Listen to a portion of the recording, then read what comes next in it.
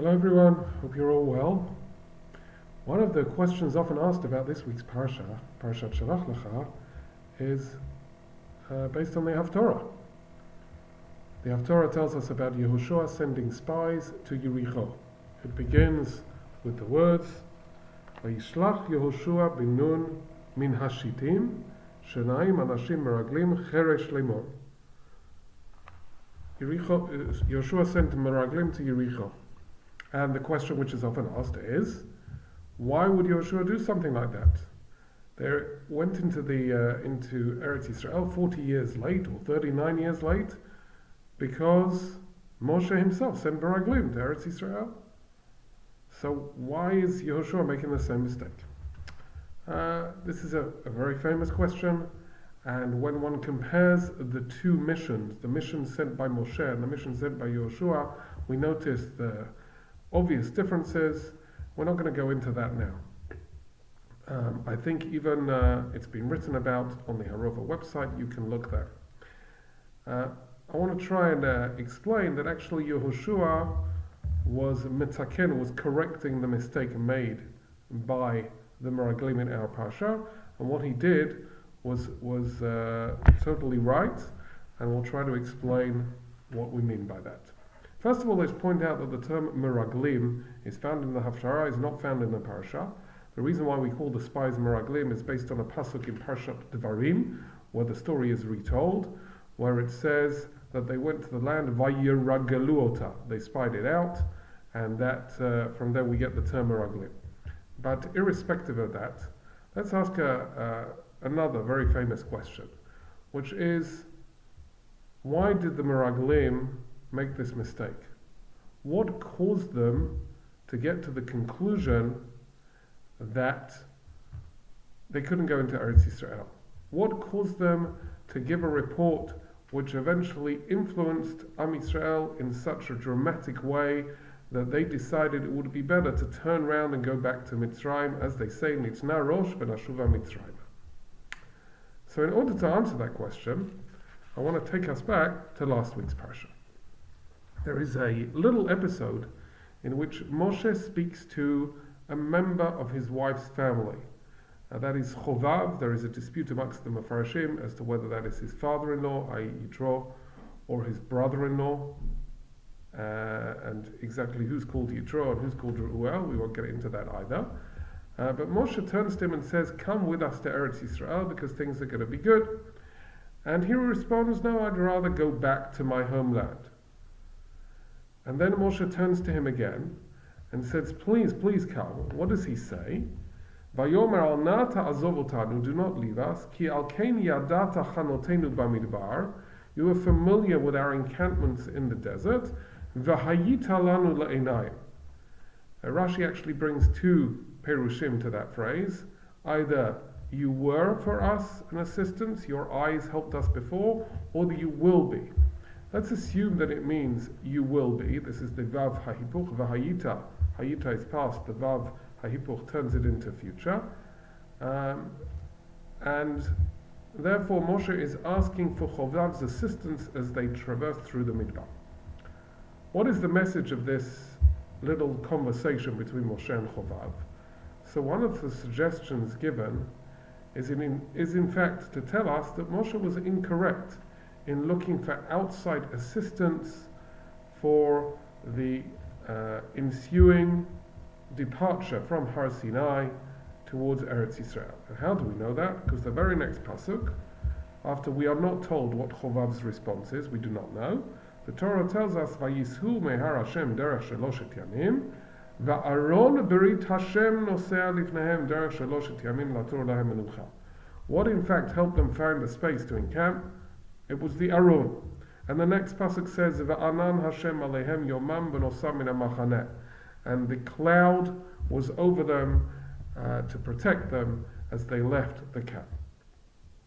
This idea is very beautifully described in an article by Professor Yonatan Grossman, in which he says the Torah is contrasting Moshe's attempt to get assistance from other people, from outside Bnei Yisrael, and the Torah statement that the journey is going to be maneuvered, is going to be organized by HaKadosh Baruch Hu, as represented by the Aron and the Anan. However, if one looks at Rav Hirsch's comments there, you will see that Rav Hirsch says that this little episode demonstrates Moshe's humility, humanity, and greatness. Why is that? Moshe understood that he had to lead Am Yisrael through the desert, and he did not know everything. Certain things he was good at, but he knew his limitations. We already know that from the episode back in Parshat Shelach, when Moshe, when confronted with the battle with Amalek, turns to Yoshua and says, B'char lanu anashim, you choose men. I don't know how to arrange a battle. I don't know how to find the right men to fight. So he tells Yoshua to do it. And here too, Moshe, in understanding that he's not a tracker, he doesn't really know the ways of the Midbar, and Am Yisrael are going to need assistance, he turns to Chovav. And that, says Rav Hirsch, demonstrates his humanity, his humility, and his greatness. If only we had more leaders who could admit what they're good at and what they're not good at, and turn to help for that. Now, these two approaches seem to be completely opposite. They seem to. Was it a good idea for Moshe to ask for assistance, or was it not a good idea? What is the Torah trying to portray to us? So the message of that parasha, interesting in itself, is not our discussion for today, but I want to suggest a compromise idea. And that is, during the journey in the desert, it was clear that Hashem was assisting them with everything. Hashem gave them the man, Hashem gave Am Yisrael the Be'er Mayim, the well of water. There were the Ananei Kavod, the clouds that protected them from above. There was the Amud Esh and the Amud Anan that led them and told them where to go. And as this pasuk tells us, the Aron was also leading the way. But if things wouldn't have turned out the way they did, and based on the pasuk at the beginning of Sefer Devarim, this journey would have been a mere 11 days from Har Sinai to Eretz Yisrael. What happens when they get to Eretz Yisrael? It's there where Moshe would have needed assistance of other people. Why? Because when they go into Eretz Yisrael, when Am Yisrael went into Eretz Yisrael, we were no longer surviving under the guise of the Man and the Anan and the Be'er Mayim. We were moving into life b'derech hateva. There was a transformation from a life through miracles to living life in almost a natural way. And it is at that point where Am Yisrael need to fend for themselves.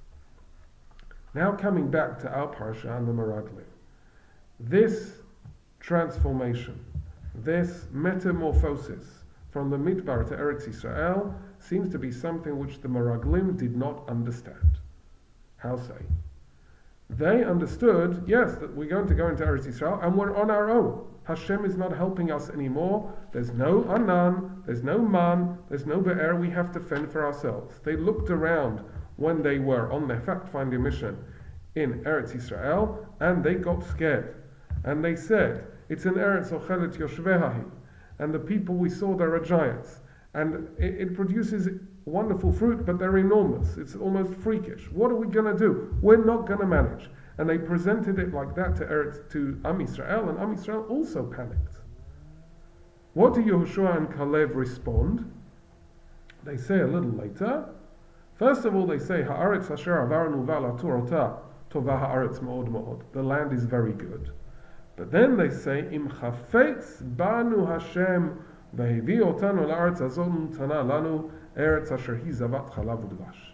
If Hashem wants and brings us to the land, then it is going to be good. It is the right place for us to be. What is it that they understood that the other 10 spies did not understand? That life b'derech hateva, living life in a natural form, does not mean that Hashem has dumped us. It does not mean that Hashem leaves us totally to our own devices. Hashem is still with us. It's just not as obvious. What Kalev and Yoshua understood is we need a combination of bitachon, of emunah, of trust and faith in God, and our own hishtadlut, our own efforts, and our own use of our own human resources. So it is quite possible that Moshe understood back in last week's parsha that he needed chovav not for the travails in the midbar, but when they got into Eretz Yisrael. But the Meraglim did not understand the combination between bitachon and hishtadlut. And so if we come back to the Haftarah, Yoshua understood perfectly well that when we go into Eretz Yisrael, we need to do what we can to ensure that the conquering of the land is done in the most efficient and best way possible. And so he sent spies to Yericho to discern what was the morale of the people and how they should conquer. But it turns out, as we all know, that the conquering of Yericho was not really done by Am Yisrael, was done by Hashem. But as we go through the story of Kibush Haaretz, we see that Hashem slowly but surely removes his overt divine intervention, and we move over to a life where Hashem is as if in the background. We don't see him so obviously, but he's there with us. That is the challenge that the Meraglim didn't understand, and that is basically the challenge that we have every day when we look at Jewish history and world history, to understand that even though things seem to be moving in a natural way, HaKadosh Baruch Hu is there and always with us. Shabbat Shalom.